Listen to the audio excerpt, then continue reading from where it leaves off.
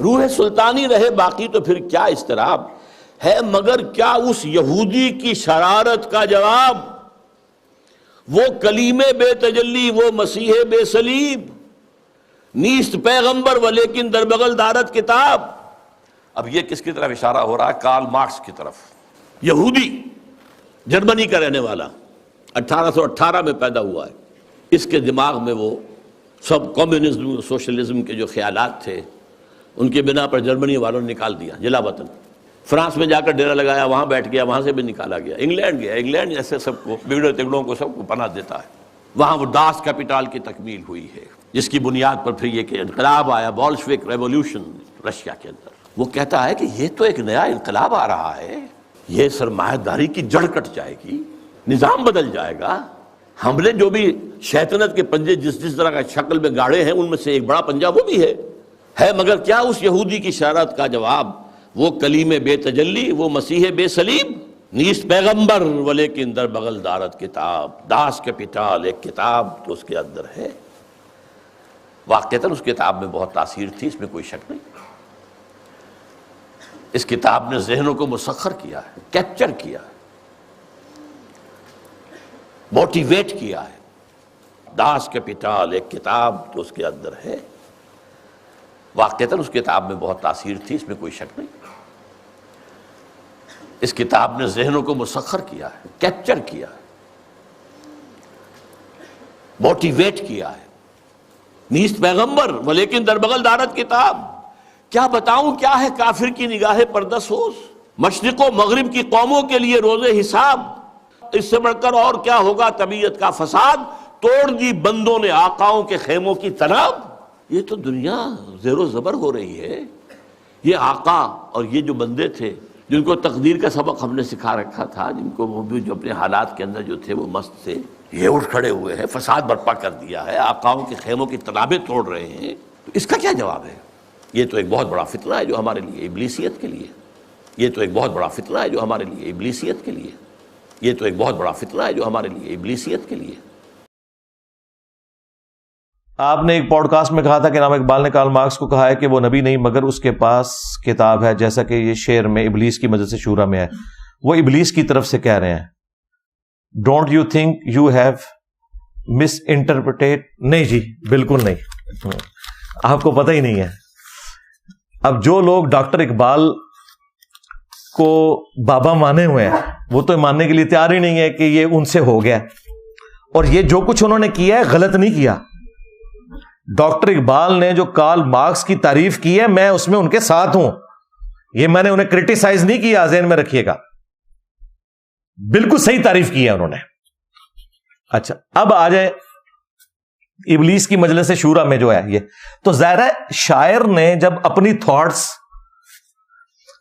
Public تک پہنچانی ہوتی ہے نا تو اس کا کوئی کرینہ اختیار وہ کرتا ہے، جس طرح ڈاکٹر اقبال نے شکوہ جواب شکوہ، اب شکوہ میں وہ اللہ سے شکوہ کر رہے ہیں، جواب شکوہ میں وہ اللہ کی طرف سے جواب دے رہے ہیں۔ وہ زمانے میں معزز تھے مسلمان ہو کر اور تم خار ہوئے تارک قرآن ہو کر۔ اب کیا ڈاکٹر اقبال کے اوپر کو وہی آئی تھی کہ اللہ تعالیٰ نے کہا کہ یہ جواب دے میری طرف سے؟ نہیں، شاعر خود سوچتا ہے کہ بھئی یہاں پہ ہمارے سے مسئلہ مس ہینڈل ہوا، اور یہ ان کا شعر بالکل ٹھیک ہے، صحیح مسلم میں حدیث ہے، اللہ تعالیٰ اس کتاب کی وجہ سے قوموں کو عروج دے گا اور اس کتاب کی وجہ سے قوموں کو زوال پذیر کرے گا۔ تو یہ جواب شکوہ کا شعر فٹ ان بیٹھتا ہے مسلم شریف میں۔ اچھا اسی طریقے سے جواب شکوہ کا آخری شعر ہے کہ محمد سے وفا تو نے تو ہم تیرے ہیں، یہ جہاں چیز ہے کیا لوح و قلم تیرے ہیں۔ اب یہ بات اللہ تعالیٰ نے نہ قرآن میں اس طریقے سے لکھی ہوئی ہے، نہ نبی علیہ السلام نے کہیں فرمائی ہے، لیکن قرآن و سنت کی تعلیمات کا نچوڑ یہی ہے کہ جو شخص اپنے نبی کے ساتھ مخلص ہو گیا اللہ تعالیٰ اس کے حق میں اپنے لوح محفوظ میں فیصلے کرے گا۔ یہ تو ہر مسلمان کا عقیدہ ہے، لیکن انہی الفاظ کے ساتھ کوئی چیز نہیں اس طرح رپورٹ ہوئی بھی، تو شاعر کا انداز ہوتا ہے چیزوں کو بیان کرنے کا۔ تو ڈاکٹر اقبال نے جو کارل مارکس کی تعریف کی ہے ابلیس کی مجلس شورا میں، یہ میرے علم میں ہے کہ یہ ابلیس کی مجلس شورا میں انہوں نے تعریف کی ہے، بلکہ مجھے یہ بھی پتا ہے کہ یہ جو اس کا 3 نمبر شاگرد ہے نا اس کے منہ سے یہ بات کہلوائی ہے ڈاکٹر اقبال نے. وہ ڈاکٹر اقبال کوئی شیطانوں کے پاس تو نہیں بیٹھتا تھا, یہ اس کا خود اپنا تخیل ہے نا, کہ اس کا چیلا نمبر 1 یہ بولتا ہے, چیلا نمبر 2 یہ بولتا ہے, چیلا نمبر 3 یہ بولتا ہے, چیلا نمبر 4 یہ بولتا ہے, چیلا نمبر 5 یہ بولتا ہے, پھر اینڈ پہ بڑا ابلیس بھی بولتا ہے. تو یہ کہیں ڈاکٹر اقبال وہاں بیٹھے ہوئے تھے اور انہوں نے کوئی ویڈیو ریکارڈ کی ہے؟ نہیں, یہ ڈاکٹر اقبال کا اپنا تخیل ہے جس میں انہوں نے اس دور کے اندر ایک چیز کو پریزنٹ کیا. تو میں نے جو وہ کیسر راجہ بھائی کے ساتھ پوڈ کاسٹ تھی, اس میں یہ ڈاکٹر اقبال کے حوالے سے کلیئر کیا تھا کہ آپ انہیں مذہبی شخصیت بنا کے پیش نہ کریں خدا کے لیے. وہ مذہبی شخصیت نہیں ہے, وہ ایک تھنکر ہیں, فلاسفر ہیں, اچھے شاعر ہیں, مذہبی پیشوا نہیں ہے. میں ان کی ذاتی زندگی کی طرف جانا ہی نہیں چاہتا, ورنہ پھر کئی ایک ایسی باتیں ہوں گی کہ کسی کے دل میں میل آ جائے گا. ٹھیک ہے, ہمیں پتا ہے کہ وہ کتنے پریکٹسنگ مسلمان تھے, یہ ہمیں بڑے اچھے طریقے سے پتا ہے. الٹا حالت یہ ہے کہ پوری پاکستانی قوم صرف داڑھی اس لیے نہیں رکھتی ہے کہ اقبال عاشق رسول سی, داڑھی نہیں سی. اندازہ کرو, یعنی دین کا تعلق اقبال کے ساتھ ہے یا اس شخص کے ساتھ ہے جس کی قبر مدینے میں صلی اللہ علیہ وآلہ وسلم. کسی شخص کا نبی الاسلام کے لیے تعریفی کلمات بول دینا, یہ اس چیز کا متقاضی کہاں سے ہو گیا کہ آپ نے اس کی تعلیمات کے پیچھے چلنا ہے. نبی الاسلام کی شان میں تو غیر مسلموں نے بھی بکس لکھی ہیں, شاعری کی ہے. تو یہ تو نہیں کہ آپ نے ان کو فالو کرنا ہے, بلکہ آپ اچھی بات ان کی طرف سے ایک کوٹ کرتے ہیں کہ جی انہوں نے بھی تعریف کی. تو ڈاکٹر اقبال ایکسٹراڈنری پرسنالٹی تھے, مذہبی پیشوا نہیں تھے. یہ لادہ بات ہے کہ ان کے نام کے ساتھ علامہ اقبال لکھا جاتا ہے. میں مولویوں سے پوچھتا ہوں, تم لوگ انجینئر صاحب سے تو ڈگری مانگتے ہو, ڈاکٹر اقبال کے پاس کون سی مدرسے کی ڈگری ہے؟ اسے تو آپ علامہ اقبال کہتے ہو. یہ میں پھکی کے طور پہ کہہ رہا ہوں. میں تو انہیں علامہ سے بھی بڑی چیز مانتا ہوں جو ان کی کنٹریبیوشن ہے. لیکن پھر یہ آپ کو کیا بتائیں گے, نہیں جی اچھی بات جس کی بھی ہے لے لینی چاہیے. ہاں, یہی تو بات ہم آپ کو سمجھا رہے تھے نا, ڈگریوں کو بعد میں دیکھیں. علامہ اقبال بھائی کسی مدرسے کی ڈگری ہے, وہ ڈاکٹر اقبال ہیں, ڈاکٹریٹ انہوں نے کی ہے, گوروں سے علم حاصل کیا ہے. اجمیر شریف سے, بغداد شریف سے انہوں نے کوئی علم حاصل نہیں کیا, اور وہ اس بڑے لیول پہ جو پہنچے ہیں وہ مسلمانوں کے معاشرے کی آؤٹ پٹ نہیں تھے, یہ ذہن میں رکھیے گا. ڈاکٹر اقبال کا اگر ایکسپوئر یورپ کے ساتھ نہ ہوتا تو اتنی بڑی پرسنالٹی وہ کبھی بھی نہ بنتے. اس زمانے میں جرمنی تو ایک سمجھ لے ایک گڑھ تھا, اس اعتبار سے کہ بڑے بڑے فلاسفرز وہاں پہ پیدا ہوئے, اور ظاہر ہے وہ ان کی بکس بھی پڑھتے تھے, پھر انہوں نے ڈاکٹریٹ بھی کی. ان کے ٹیچرز میں بھی بڑے بڑے کوالیفائڈ لوگ تھے, اور انہوں نے ان چیزوں کو پھر امپلیمنٹ کیا اور بڑے اچھے انداز میں. جس طرح آپ دیکھیں, میری تعلیم تو ساری میکینیکل انجینئرنگ کی ہے, اسلام تو میرا شوق تھا. الحمدللہ میں نے تمام علماء کی کتابیں پڑھی, تمام فرقوں کے علماء کو سنا, پھر کاؤنٹر ویریفائی کیا بکس کے ساتھ, اور پھر میں نے ایک آپٹیمل سولوشن پبلک کے سامنے رکھا. تو آج بڑے بڑے علماء بھی فیل ہیں, کہتے ہیں انجینئر کہاں سے چیزیں نکالتا ہے؟ بھائی وہاں سے نکالتا ہے جہاں سے آپ کو نکال کے بتانی چاہیے تھی, جو لوگ تنخواہیں کھا رہے تھے اس چیز کی. ہماری مثال اس شخص کی سی ہے جو آپ کو آ کے بتاتا ہے کہ دیکھو قرآن میں سورہ البقرہ کی آیت نمبر 279 میں لکھا ہے, جو سود کھاتا ہے اللہ اور اس کے رسول کا اعلان جنگ ہے اس کے خلاف, عز وجل و صلی اللہ علیہ وآلہ وسلم. اب آپ ہم سے یہ نہ پوچھیں کہ آپ کی ڈگری کہاں ہے, آپ سورہ بقرہ کی آیت نمبر 279 پڑھ لیں, اگر نکل آئے تو مان لیں, اور آپ کہیں نہیں لکھی تو یہ, لیکن چونکہ تیرے پاس ڈگری نہیں, میں نے یہ آیت بھی نہیں ماننی, تو بھائی آپ کافر ہو جائیں گے. اور پھر ڈگری کی اوقات یہ ہے کہ بریلویوں کی ڈگری دیوبندی نہیں مانتے. ہاں, کیا دیوبندی عوام الناس ڈاکٹر طاہر القادری کو عالم مانتی ہے؟ وہ کہتے ہیں دجال ہے, الیاس قادری دجال ہے. تمہارا جاہل بھی دوسرے فرقے کے عالم کو کہتا ہے گمراہ, یعنی اس کا مطلب ہے تمہارا جاہل بھی اتنا بڑا عالم ہے کہ دوسرے فرقے کے عالم کو بھی گمراہ سمجھتا ہے. اے ٹوٹل تہاڈی کتے دی بھی اوقات تہاڈی ڈگری دی نہیں جے بچدی. اے جو ڈگری دی گل کرے نا کوئی دیوبندی, تو ان کو ہاں اس لیے میں ڈاکٹر طاہر القادری صاحب کو فالو کرتا ہوں, تو سیدھے ہی دیکھو الٹی کرے گا اس ٹائم, کہے گا وہ تو گمراہ ہے. اور اگر کوئی بریلوی بات کر رہا ہوں نا ڈگری کی, تو آپ کے میں اس لیے طارق جمیل صاحب کو فالو کرتا ہوں, کہے گا وہ تو ہی گمراہ ہے. اے ٹوٹل اوقات جنہاں دی ڈگری دی.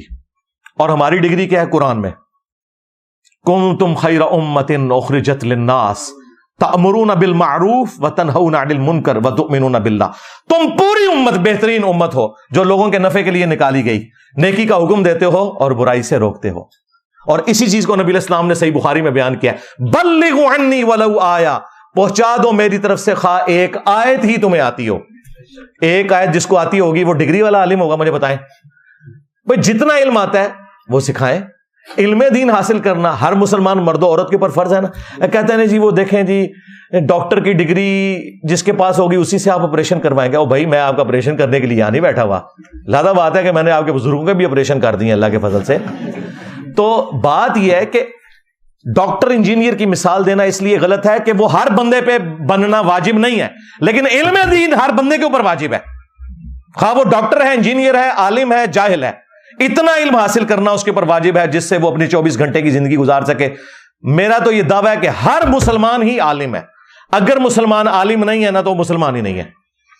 جس کے پاس نماز کا علم ہے وہ نماز کا عالم ہے، جس کے پاس وضو کا علم ہے وضو کا عالم ہے۔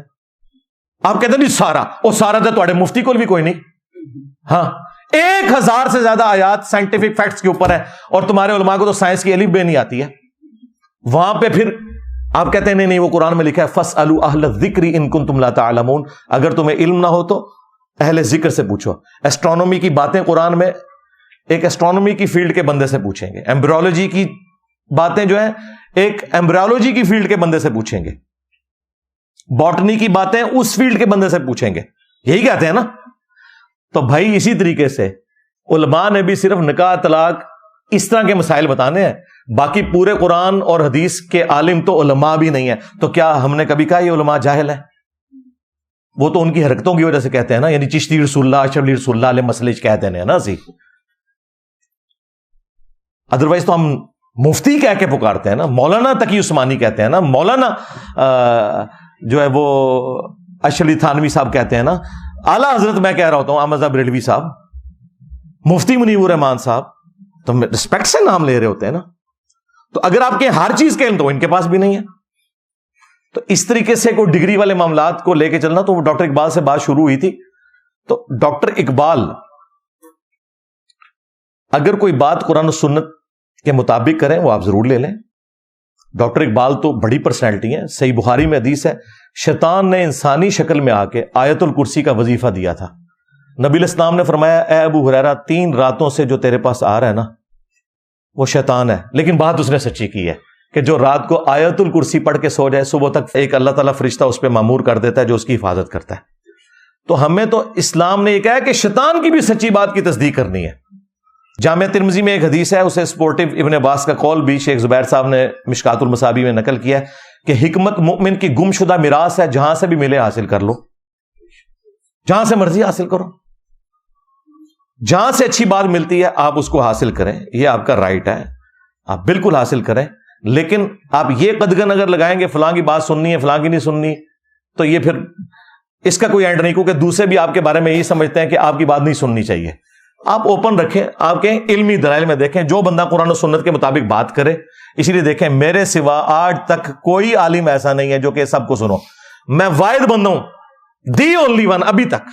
اور میری ضد بھی آ کے تسی تھوڑی جرت کر لو، ایک کہہ دو، میری ضد میں آ کے بھی کبھی نہیں کہیں گے کہ سب کو سنو، تو مجھے کیوں نہیں فکر ہے؟ میں تو کہتا ہوں ان کو سنو، مجھے پتا ہے کہ سنو گے تو میمز ہی بناؤ گے، کیونکہ یہ تو قرآن و سنت تمہیں نہیں بتائیں گے، ہم نے آپ کو قرآن و سنت بتانے۔ ہم اپنے دین کے اوپر اتنے محکم ہیں اور ان دلائل کو اتنا محکم سمجھتے ہیں، ہمیں پتا ہے ہمیں کوئی خطرہ نہیں، انہیں خطرہ ہے کہ جو انجینئر کو سنے گا ساڑھے بابیا تو گیا۔ تو ڈاکٹر اقبال کی میں نے تعریف اسی لیے کی تھی کہ ان میں حوصلہ تھا، لیکن ایک میں نے ان کی کمزوری اس حوالے سے ہائی لائٹ کی تھی کہ وہ متاثر ہوتے تھے، اس میں کوئی شک نہیں، وہ صوفیاء سے بھی بہت متاثر رہے۔ شیخ احمد سرندی کے بارے میں انہوں نے پوری نظم لکھ دی، حاضر ہوا میں شیخ مجدد کی لحد پر، اور پھر وہ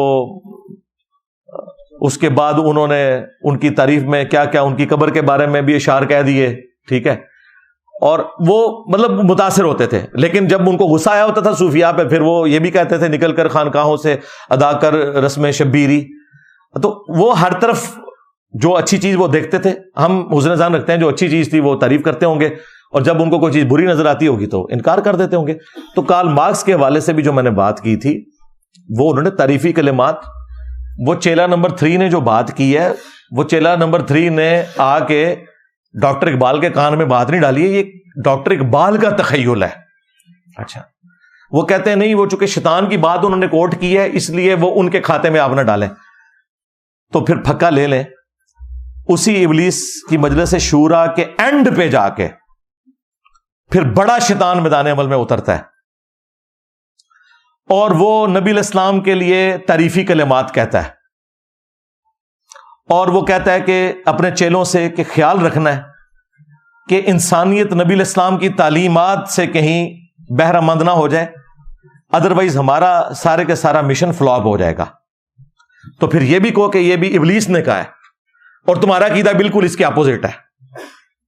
کیا بڑا پھکا دیتا ہے میں.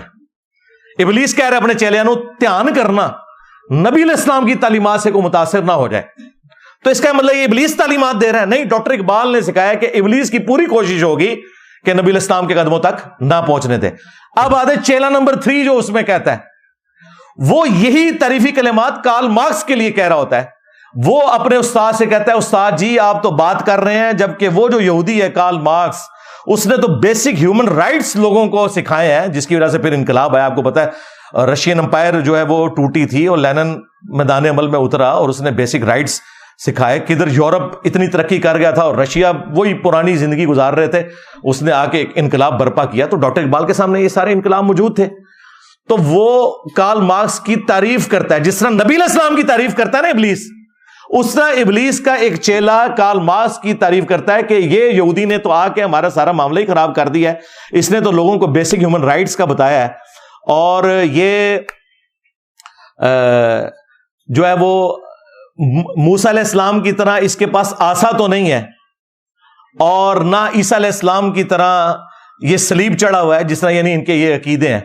لیکن یہ اگرچہ پیغمبر تو نہیں لیکن اس کے پاس کتاب ہے، وہ ڈاس کیپیٹال، یعنی اس کتاب نے انقلاب بھرا ہے دنیا میں. تو یہ اپنے وہ بڑے کو شکایت لگا رہا ہے کہ دیکھو ہمارے مشن کو ناکام کر دیا کارل مارکس نے.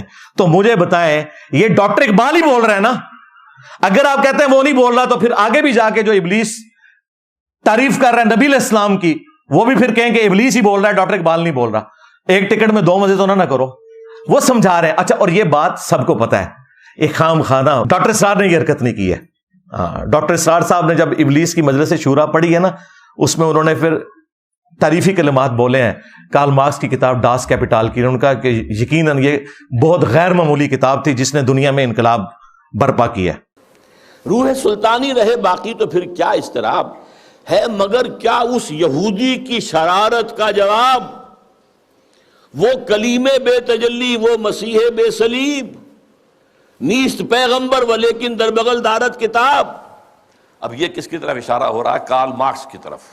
یہودی، جرمنی کا رہنے والا، 1818 میں پیدا ہوا ہے. اس کے دماغ میں وہ سب کمیونزم سوشلزم کے جو خیالات تھے ان کے بنا پر جرمنی والوں نے نکال دیا جلا وطن. فرانس میں جا کر ڈیرا لگایا، وہاں بیٹھ گیا، وہاں سے بھی نکالا گیا. انگلینڈ گیا، انگلینڈ ایسے سب کو بگڑے تگڑوں کو سب کو پناہ دیتا ہے. وہاں وہ ڈاس کیپیٹال کی تکمیل ہوئی ہے جس کی بنیاد پر پھر یہ کہ انقلاب آیا، بولشوک ریولوشن رشیا کے اندر. وہ کہتا ہے کہ یہ تو ایک نیا انقلاب آ رہا ہے، یہ سرمایہ داری کی جڑ کٹ جائے گی، نظام بدل جائے گا. ہم نے جو بھی شیطنت کے پنجے جس طرح کا شکل میں گاڑے ہیں ان میں سے ایک بڑا پنجہ وہ بھی ہے مگر کیا اس یہودی کی شرارت کا جواب، وہ کلیم بے تجلی وہ مسیح بے صلیب، نیست پیغمبر ولیکن در بغل دارت کتاب. ڈاس کیپیٹال ایک کتاب جو اس کے اندر ہے. واقعتاً اس کتاب میں بہت تاثیر تھی، اس میں کوئی شک نہیں. اس کتاب نے ذہنوں کو مسخر کیا ہے، کیپچر کیا ہے، موٹیویٹ کیا ہے. ڈاس کیپیٹال ایک کتاب جو اس کے اندر ہے.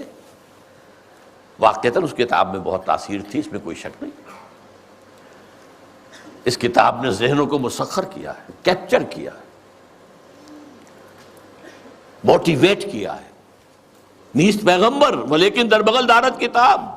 کیا بتاؤں کیا ہے کافر کی نگاہ پردہ سوز، مشرق و مغرب کی قوموں کے لیے روز حساب. اس سے بڑھ کر اور کیا ہوگا طبیعت کا فساد، توڑ دی بندوں نے آقاؤں کے خیموں کی تناب. یہ تو دنیا زیر و زبر ہو رہی ہے. یہ آقا اور یہ جو بندے تھے جن کو تقدیر کا سبق ہم نے سکھا رکھا تھا، جن کو وہ بھی جو اپنے حالات کے اندر جو تھے وہ مست تھے، یہ اٹھ کھڑے ہوئے ہیں، فساد برپا کر دیا ہے، آقاؤں کے خیموں کی تنابیں توڑ رہے ہیں. تو اس کا کیا جواب ہے؟ یہ تو ایک بہت بڑا فتنہ ہے جو ہمارے لیے ابلیسیت کے لیے، یہ تو ایک بہت بڑا فتنہ ہے جو ہمارے لیے ابلیسیت کے لیے، یہ تو ایک بہت بڑا فتنہ ہے جو ہمارے لیے ابلیسیت کے لیے۔ اور آج تک انقلاب دیکھیں، آدھی سے زیادہ دنیا اسی انقلاب پہ ہے، تھوڑی بہت ریفارمز ہوئی ہیں چائنا میں یا رشیا میں، اس وقت زیادہ تر تو کارل مارکس کو ہی لے کے چل رہے ہیں۔ تو ڈاکٹر اسرار صاحب نے اس طرح کی کوئی بات نہیں کی ہے کہ یہ تو ابلیس کا کلام ہے، ان کو پتا تھا ڈاکٹر اقبال نے ہی تعریف کی ہے۔ ہاں، مولانا اسحاق صاحب نے کہا کہ جی اقبال دے متھے مار دیندے نے، یہ تے وہ شیطان دے چیلے نے کیا سی، تے پھر مولانا اسحاق صاحب زندہ ہوندے انہوں کہندے کہ اس تو بعد جڑے تعریفی کلمات نے نا نبی علیہ السلام واسطے وہ بھی وڈے شیطان نے کہ سانو اقبال دے متھے نہ مارو۔ تو کہنے کے نہیں تو سمجھانا چاہ رہے، سرکار اتنے بھی سمجھانا چاہ رہے ہیں۔ ہوتا ہے کہ جدھر جدھر کسی کی عقیدت ہے نا، ان کے بڑے نے کو بات کر دی ہوئی ہے نا، وہ اس کو ڈیفینڈ کرنے کی خاطر نا میرے اندر کیڑے نکالنے کی کوشش کرتے ہیں۔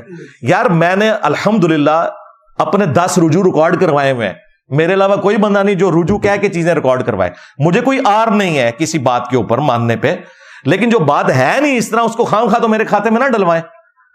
اور مجھے یہ بات پتہ ہے، میں نے وہ پوری مجلس شورا والی ویڈیو ڈاکٹر اسرار صاحب کی پوری تفسیر کے ساتھ جو انہوں نے بیان کی ہے وہ سنی ہوئی ہے، مجھے پتہ ہے یہ کیا ہوا ہے، لیکن وہ خام خواہ کہہ رہے ہیں اور پھر دیکھیں میرے کھاتے میں ڈلتے ہیں۔ کیا میرے علاوہ کوئی یہ بات نہیں کر رہا؟ انیک صاحب اقبالیات میں ایکسپرٹیز رکھتے ہیں، جو جیو پہ سٹارٹ میں پروگرام ایک لگتا تھا الف، وہ چلایا کرتے تھے، پھر دنیا ٹی وی پہ بھی آگے، ان کی ویڈیو موجود ہے۔ ان سے کسی نے کارل مارکس کے بارے میں سوال کیا تو ویڈیو میں انہوں نے کہا کہ ہاں ڈاکٹر اقبال نے بھی ان کی بڑی تعریف کی ہے، اور کہا ہے کہ یہ پیغمبر تو نہیں لیکن اس کے پاس کتاب تھی۔ وہ کتاب یعنی الہامی کتاب کی بات نہیں کر رہے تھے، مراد یہ اس کتاب نے بجلی بھری لوگوں کے اندر، ٹھیک ہے۔ تو لیکن چونکہ انیک نائک صاحب نے کسی فرقے کی اس کے بابے کی منجی نہیں ٹھوکی ہوئی تھی، وہ کسی کو نظر نہیں آیا، میرے اوپر سارے چڑھتے ہیں۔ تو آپ چڑھیں گے تو خدا کے لیے آپ اپنی عقل کو استعمال کریں۔ میں نے اس طریقے سے جو بات کی ہے وہ الحمدللہ بالکل فٹ ان بیٹھتی ہے، اور میں نے آپ کو الزامی جواب کے طور پہ شاعر اسی طریقے سے چیزوں کو سمجھا رہے ہوتے ہیں۔ آپ خام خواہ یہ میرے اوپر الزام نہ لگائیں کہ میں نے کوئی ڈاکٹر اقبال کی توہین کرتی، میں نے ڈاکٹر اقبال کی توہین نہیں کی، میں اقبال کے ساتھ ہوں، اس نے صحیح تعریف کی ہے کارل مارکس کی بھوک کی، ٹھیک ہے۔ جو ہمارے عقیدے کا اختلاف ہے وہ تو اپنی جگہ رہے گا، مطلقاً تو تعریف صرف قرآن کی ہے، مطلقاً تعریف صرف اللہ رسول کی ہے، باقی سب لوگوں سے اختلاف کے ساتھ تعریف والا معاملہ ہے۔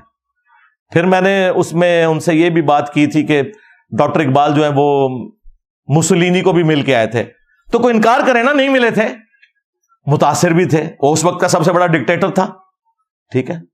اور میں نے کہا تھا کہ وہ ہٹلر سے بھی متاثر تھے، بعض لوگوں نے کہا جی آپ نے وہ ہٹلر کے ظلم کو ان کے کھاتے میں ڈال دیا، اور ڈاکٹر اقبال کی وفات کے بعد ہٹلر نے گند ڈالا ہے سارا۔ ڈاکٹر اقبال تو 38 میں فوت ہو گئے تھے، اور جو سیکنڈ ورلڈ وار ہے وہ تو ان کے بعد شروع ہوئی ہے۔ ہٹلر نے جو یہ سارا ظلم کا بازار گرم کیا اور 2 کروڑ سے زیادہ لوگ مرے سیکنڈ ورلڈ وار میں، ڈاکٹر اقبال کی زندگی میں یہ نہیں ہوا۔ وہ متاثر تھے، اس نے جو کتاب لکھی تھی اپنی، اس میں اس نے ڈیموکریسی کے خلاف لکھا تھا، چونکہ وہ ڈکٹیٹر تھا۔ تو اب ڈاکٹر اقبال نے جو جمہوریت کے خلاف اشعار کہے ہیں تو اس میں انہوں نے کہا ہے کہ مرد فرہنگ نے یہ بات ہمیں بتائی ہے، ورنہ دانا اس قسم کی بات نہیں بتایا کرتے کہ جمہوریت ایسا نظام ہے جس میں لوگوں کو گنا جاتا ہے، تولا نہیں جاتا۔ تو میں نے کہا تھا کہ ڈاکٹر اقبال ہٹلر سے متاثر ہے۔ اب وہ جب ان کو کچھ نہیں بنا تو اب نیائی پخ چھوڑی، وہ کہتے ہیں نہیں وہ ہٹلر نہیں، کوئی اور فرینچ کوئی اسکالر تھا، کوئی فرینچ فلاسفر تھا، اس سے متاثر ہوئے تھے۔ یار اللہ تے بشکار ہی ہے نا، اللہ دے وہ بندے ہو، ٹھیک ہے۔ جس طرح میں نے اگلے دن وہ ایک ویڈیو میں کہا کہ وہ الرحیق المختوم کو سعودی عرب کا بہت بڑا ایوارڈ ملا تھا، شاہ فیصل ایوارڈ، وہ کہتے نہیں شاہ فیصل ایوارڈ نہیں تھا، ایک اور ایوارڈ تھا۔ اے میری غلطیاں کٹ دے جے اس طرح دیا، ہاں اندازہ کرو، یعنی آپ نے نشان حیدر کی جگہ نشان امتیاز بول دیا تو یہ غلطی ہو گئی۔ بھائی غلطی تب ہے جب کسی کو عذاب آیا ہو اس پہ اور میں نے انعام بول دیا ہو، پھر تو غلطی ہے، ٹھیک ہے۔ اگر اس طریقے سے کوئی چھوٹی موٹی چیزیں ہوتی ہیں تو وہ کوئی ایسی چیز نہیں ہے جس کے اوپر کوئی غلطی والا۔ ابھی اگلے دن میں ویڈیو میں ایک بندے نے مجھ سے پوچھا کہ فرض نماز پڑھ لینا کافی ہے؟ میں نے کہا ہاں، یہ نفلون کا جو لفظ ہے عربی میں کہتے ہیں فالتو کو، ٹھیک ہے۔ اچھا اسی ویڈیو کے اینڈ پہ میں نے جا کے جملہ ریپیٹ کیا، یہ فالتو آپ نے پنجابی والا نہیں سمجھنا، میں آپ کو سمجھانے کے لیے، فالتو مینز اضافی۔ فالتو سے مراد یہ نہیں کہ نعوذ باللہ کو نفل پڑھنا جو ہے یہ فضول کام ہے، انہوں نے فالتو کو فضول کے چکر میں لے کے ایک مولوی نے میرے خلاف ویڈیو بنا دی کہ یہ گستاخ ہو گئے، اندازہ کریں۔ تمہارے بابے چشتی رسول اللہ اشری تھانوی رسول اللہ پڑھوا کے بھی حکیم الامت اور اعلی حضرت اور سلطان الہند ہے، تو جنہیں سارے بابے فیل کرتے نے، ہاں جی سلطان الورلڈ، ہاں میرے نبی سا ہے ہی کوئی نہیں، تیرے بابے تھے شاہ ہی کوئی نہیں، تو چیزیں پکڑتے ہیں۔ یہ لوگوں کو کہتے ہیں سنتے نہ پڑھو، میں نے کسی ویڈیو میں نہیں کہا کہ نہ پڑھو، میں خود بھی پڑھتا ہوں، وطر کا بھی اہتمام کرتا ہوں الحمدللہ۔ تو میں نے یہ کہا تھا کہ عشاء کی آپ نے 17 رکعتیں بتا دی ہیں، ٹوٹل 17 رکعتیں تھی، آپ لوگوں کو نماز سے دور کر رہے ہو، یہ چیز اضافی نماز کے طور پہ تھی۔